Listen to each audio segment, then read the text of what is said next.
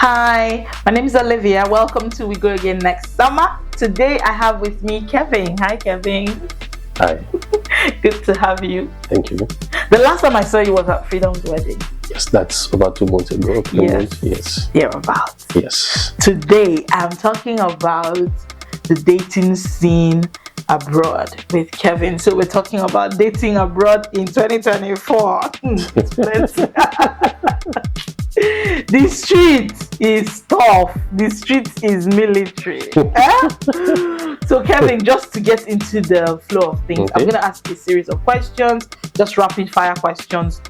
Don't even think too much about it. Just give me the answer. Hot. Are you ready? Okay. Capital of Nigeria? Abuja. How many continents are there? Continent 7. What is the largest planet in the solar system? Jupiter. How many colors are in the rainbow? 7. When did Nigeria gain independence? 1960. Who's the current president of Nigeria? Tinubu. How many days are in a leap year? 366. Okay.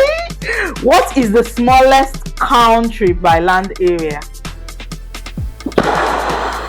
in the world?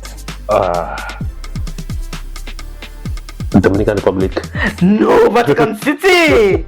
What is the official currency of Nigeria? Naira. And last but not least, how many states are in Nigeria? 36 states plus FCT. That's 7. Who are you? I'm Kevin. I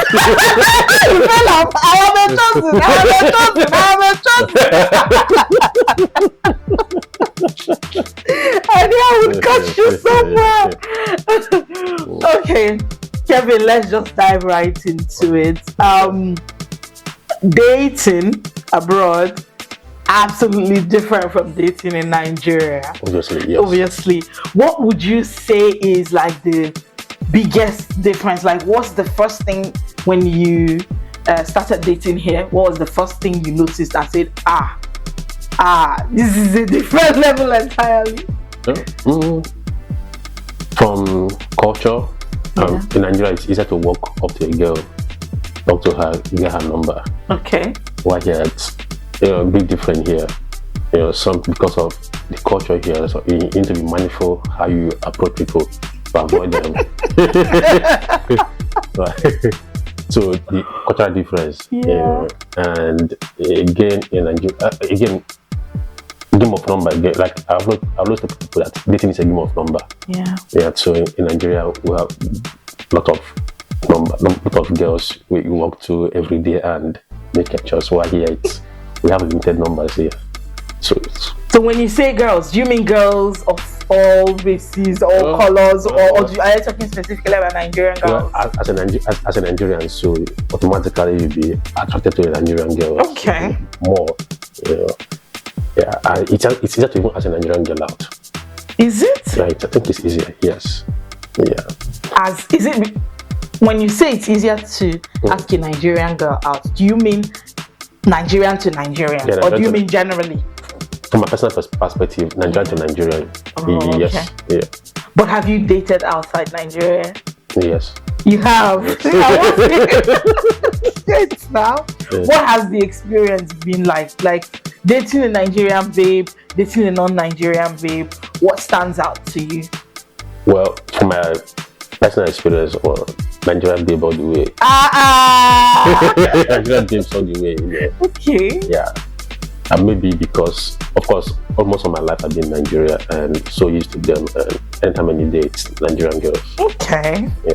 Okay. But there's this thing people say, which is, I'm just going to make a quick comparison, right? Being here abroad versus being in Nigeria, you hear a lot of people say that the Western culture doesn't favor men. Obviously it doesn't. Okay. Compared to Nigeria, where the man shoulders, now I'm going somewhere, walk with me. In Nigeria, the man shoulders majority of the relationship, of the responsibilities in the relationship. Yes. If you ask a girl out, you say, babe, what's your name? In fact, from what's your name, you're already dropping something. Yeah, if you collect account number, you're dropping something. Yeah. But here, there is this 50-50 arrangement. So I put it to you that it does favor men. Because when you are in the UK, for instance, yes, when you go on a date with a girl, there is a chance, there is a possibility that she will cover her own part of the meal. Is that true or false? A Nigerian girl. A Nigerian girl.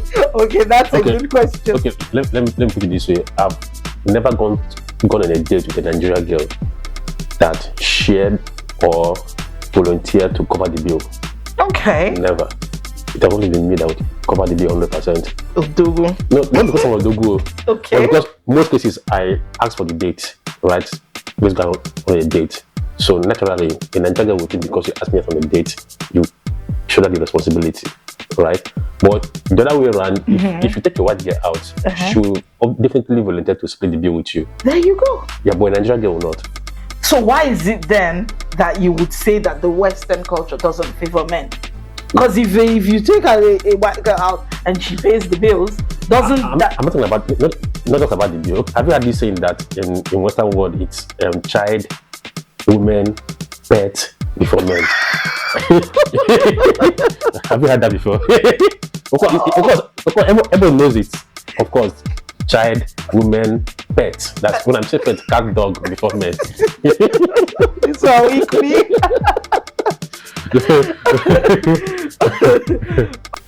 So I have this question, and the reason I'm asking you is because you don't seem to be struggling with finding babe in this UK.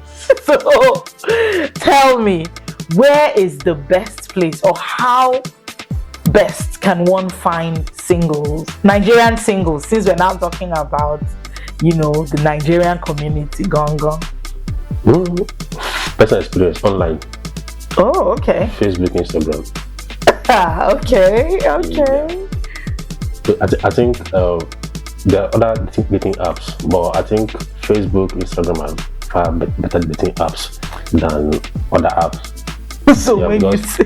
Yeah, because on Instagram, once you see somebody on Instagram, from the pictures, from her caption and everything, you can to streamline, or you can to tell the kind of person she is, just from her pictures, kind of pictures she posts and all that thing. Are there hashtags you look out for? I want practical. No. How do you just go on Instagram and then find a girl? Of course, if you see somebody's picture, you know whether she's staying in UK or in US or wherever she's staying, right?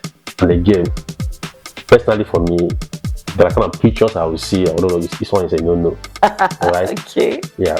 So Facebook, Instagram, then maybe church. Maybe church. Yeah. Are you sure, Kevin? Yeah, of course, yeah. Do you go to church? Have you ever met a girl in church? Of course I have. Really? Yeah, I go to church every Sunday. Really? I'm a worker in my church, so... Really? Yeah, church is also a nice place to meet girls, good Nigerian girls. Yeah. Because... If you don't want something serious, maybe club. Okay. So club girls are not serious relationship material? Sometimes, most times it's us couplings. See, let me ask you a question. Yes. Do you realize that sometimes the girls you find in the church in the morning are the same girls you find in church in the evening, in the club in the evening? Maybe. But for your question, where you can really find singles, Facebook, or where you can easily meet them if you're in UK, because of time and everything, because of time constraint and shift constraint and everything, online, which is Instagram, Facebook, or maybe church. How about dating apps? Dating apps also, but maybe because I'm a bit conservative, so maybe a different of dating app, right? Because on dating app, people come with, if you meet somebody on dating app, they're coming with their best behavior, right? So if you're coming with your best behavior, it will be hard to streamline the kind of person. So I'm not really a big fan of dating app. Okay. Yeah, but I've seen people that met some people on dating app and not that, but personally for me, I'm not a big fan of dating app. Yeah, I'd rather meet you on Facebook or Instagram than dating app. When the person is in their natural element. Of course. They don't know that someone is checking them out. Yeah, you could check that picture from 2 years back, 3 years back, and recently. You could check that caption, until their view on many things. Yeah. So men take those things serious. I take it serious. Of course, I can't go and DM a girl that is half naked on Instagram. Oh, okay. I can't go and DM a girl that is half naked on Instagram. Okay. So here's something I want to know. Yeah. You meet a lot of girls, and like in my experience, Yes. some ladies that I talk to here in the Nigerian community, they will say that they're on dating apps and that it really works. I have an acquaintance, I won't really call her a friend, that is getting married, and she met her man on a dating app here, right? But I can't speak to the quality of relationships most times. In your experience, what do you think? Have you ever, dated someone that you met through a dating app? Because there are people who swear by it. Yeah. So I have friends, a lot of friends and acquaintances that met people on dating app, and it worked for them. I've met somebody on dating app, but it didn't work out. Okay. And personally, I'm not a big fan of dating app. I'm a bit old school. I prefer meeting somebody physical. I meet you, talk to you, if we vibe, get your number, and take it up from there. That has always been my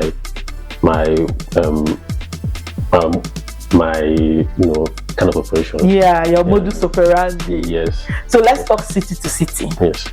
Which city in this UK has the highest number of Nigerian singles? Like if someone is in Nigeria and says, I want to jackpot, but they are single, where would you say go to so city if you want to have a relationship in the next 3 years or 2 years or something? Well, I don't think I have that statistics where you could meet most Nigerian single, but from available statistics, London is one of the most populated places in UK, followed by Birmingham, maybe Glasgow, maybe Scotland. Okay. But I wouldn't know where we meet more single. Of course, I don't have that. Kevin, why don't I believe you? No, now. You are saying you don't know, but you shall know. No, I wouldn't know where you have most single Nigerian girls, but London has the highest population in UK, right? Yeah. After London, probably Birmingham, right? And after Birmingham, maybe Glasgow, Manchester. These are very populated places in UK. Yeah, true. So probably because they're more populated, probably we will see more single Nigerian girls, but it's not official. Okay, let's talk about the 50-50 principle. Okay. Men don't like it. No, not men. Women don't like it. I was ready to say women don't like 50-50. Women don't like it. Why are men who shoulder every responsibility back home in Nigeria, why is it that they come over here and suddenly they are speaking for one side of their mouth, 50-50? What is going on? Cultural difference. In Nigeria, men has more economic power in Nigeria. Yeah. Yeah. Once you're working in Nigeria, you can take care of your family. Yeah. With one income from the man. But here in UK, it's completely opposite. Right, and so 50-50 has always been a controversial topic, very controversial topic in UK. But I encourage guys that want to meet any girl that is listening to someone else discuss finance with that girl. Any girl that is telling you that he's not going to support, not going to be involved fully financially, just ask the girl. Sam. Yes, so. Okay, so how does a man then show his manliness? If you're show your you don't need finance to show your manliness. There are other places you could lead as a man, not finance. You understand? So money should not be the basis for being an odogu. You understand? Yeah. There are other places you could lead as a man. Okay. Yeah, not finance. Yeah. So there's this issue that's prevalent in the Nigerian community, right? Back home in Nigeria, I stand to be corrected, but there are a lot of women who get married for the economic emancipation, right? Yes. A lot of people get married so that they can have a roof over their head, so that the man can provide while they're still in their childbearing years. I I'm not, I don't have anything against that. Okay. Right? Do you? It's not my kind of thing, but I understand when people do things like that. But here's something I see. When these same people move to the UK and they begin to work, the economic power that then comes on them kind of tips the balance of the family. Right? So a woman who waits on you hand and foot back home comes to the UK. You go shift, I go shift. What happens to you? You turn your own about. You understand? Now, what I want to know is, with this whole 50-50 thing, sure you know, or do you agree that when you propose 50-50 to a woman, you should also be willing to take up the other responsibilities that she was carrying 100%? 50-50 is not just for financial. 50-50 it's both domestic, everything. 50-50 means both your partners. Okay. Yeah, you share everything together, both finance, everybody contributes in finance, everybody contributes in both in domestic, everybody contributes everywhere in the marriage. So it's not just left to just finance, right? So, and in Nigeria, of course, the dynamics is different in Nigeria, where the man shoulder everything, the woman takes care of the home, cook, clean, wash, and all that, while the man pays all the bills.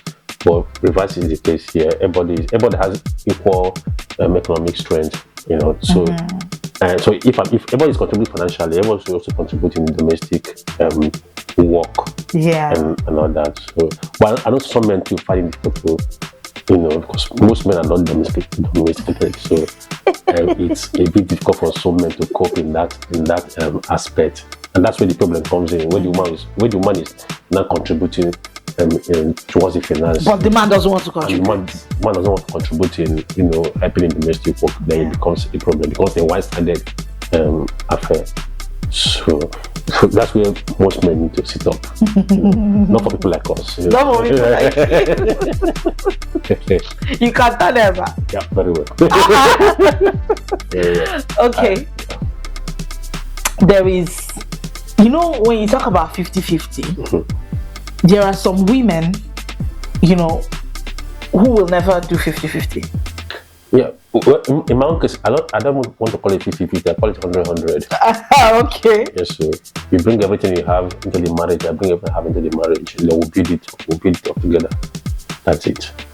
So, yeah. There are people who, even in talking stage, here in the UK, I've met a few of them. Yeah. See, living in the UK very different from living in Nigeria. 100%. In Nigeria, you have a lot of young men who are eligible bachelors, but you rarely talk about eligible single lady, eligible spinster. Like, money is talking. But here, I go to work, you go to work. If you earn minimum wage, I might even earn more. The woman might even earn more. Now, there are scenarios where a woman decides, I don't want to do 50-50. I can do bad all by myself. If I want to get into a relationship, it has to be a man who is well loaded, who can take care of me, take care of my needs, so that I can pocket my money for rainy days. Well, that's a decision, but again, you have to understand that men are the prize. No, men are the prize. You understand? No matter how old a woman is, no matter how successful you are in your career, no matter how beautiful you are, it's still a man that will say, will you marry me? Okay. It's not you that will tell a man, will you marry me? You understand? So men are the prize. So if you really decide that I want to be single because I have money on that, that's fine. You understand? But if you decide you want to get married as a lady, you have money, you want to get married, you still wait for the man to come and ask you, will you marry me? But it's not even I want to get married. It's I want to marry someone who earns more than me. I don't want to marry minimum wage. Someone comes, let me give you an example, comes from masters, doing well, has a job, but you're earning maybe £13 an hour, £14 an hour, and you want a man who your money is chicken change, so that there will be no issue of 50-50. if let's assume okay, you come for a master's, or let me say post COVID era, the chances is that the people around you are in the same financial bracket with you, right? So if you're even if you're not earning 13 pounds per hour, you're earning probably 30K annually. Yeah. The chances is that 80% of people around you are in the same financial bracket. Okay. And of course, in UK, over less than 5% of people earn over 100K annually. Okay. So, what is the chances that you meet that person? And what is the chances that the person that earns 100K wants you? Right? So, if somebody that earns 100K and you earn 30K, what do you think that person wants you? What would that person want you? Right? And the thing is, your cycle determines how you end up, who you end up with. Mm-hmm. So if everybody around you, if you're earning 30K plus annually, and everybody around you is earning 30, 40, 50K, that's people you likely end up with. Yeah. Now if you earn 30K plus and you want to get 100 and above, still fine. But the thing is, that guy that earns 100K and above, would you want you? Are you your spec? Are you his spec? Yeah. And a guy that wants 100K, a guy that earns 100K and above, if he's coming for you that earns 30K, then it's no longer equal, it's no longer partnership. Yeah. You have to be 100% submissive. Yeah. You have to wash clothes. Yeah. You have to clean. You have to cook every day for that guy. Your time, because I feel you. I get you. The ground is no more level. I get you completely. Yeah. There's this thing I hear about, and I want to know if you've heard about it too. Yeah. Which is a situation where, but although I think it's more prevalent in the US than here in the UK, but it's catching on, where people just cohabitate in the name of marriage, but they're not really, they're not into each other. They keep this marriage open, but because of cost of living crisis, they decide to pool resources together and split their house rent and do everything. What have you encountered by way of stuff like that?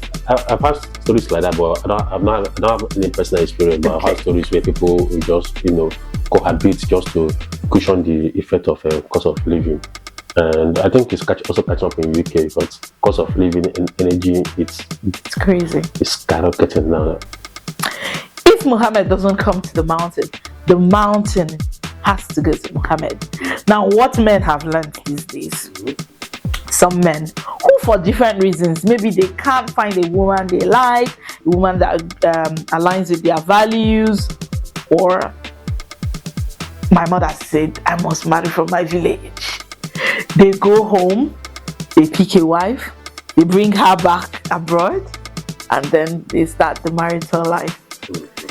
When dating has failed, when abroad dating has failed, this is what a lot of people do. In your opinion, is that something that you would ever consider? Never. Personally, I would never date somebody in Nigeria. I don't have anything against Nigerian girls or somebody in Nigeria, but so the cultural difference, I don't think I would want to date anybody in Nigeria or date anybody in Nigeria and marry the person and bring her here over to the Why not? Or something like that. I'd rather date a girl here who is used to the culture, who is used to the environment, meet you here, date you, we'll be together. And for me to go to Nigeria, bring a girl, and she start running the process. Yeah. It's going to be a long walk. It's going to be a very hard work. For the fact that you're meeting a girl in Nigeria, there's this perception that she's coming here to be what they call it in Igbo, begeli. Okay. To enjoy. She's marrying an abroad husband. Most cases it's always like that. So, Munyo dogu. And so in most cases it's always like that. So, and again, except if I move to UK and I have somebody I was serious with already in Nigeria, that's a different thing. But for me to be in UK and start building relationship, start building trust and everything, so personally, someone like me don't work, because I'm not even good with long distance relationship. So I like to see my woman every time. I like to be in close proximity with my woman. So if you're in Nigeria and in the UK, it's not going to work. It's not going to work. The game don't cut. They don't even do talking stage. I won't even. There's no point in any talking stage now. There's no point because it won't lead anywhere. It won't lead anywhere. Oh.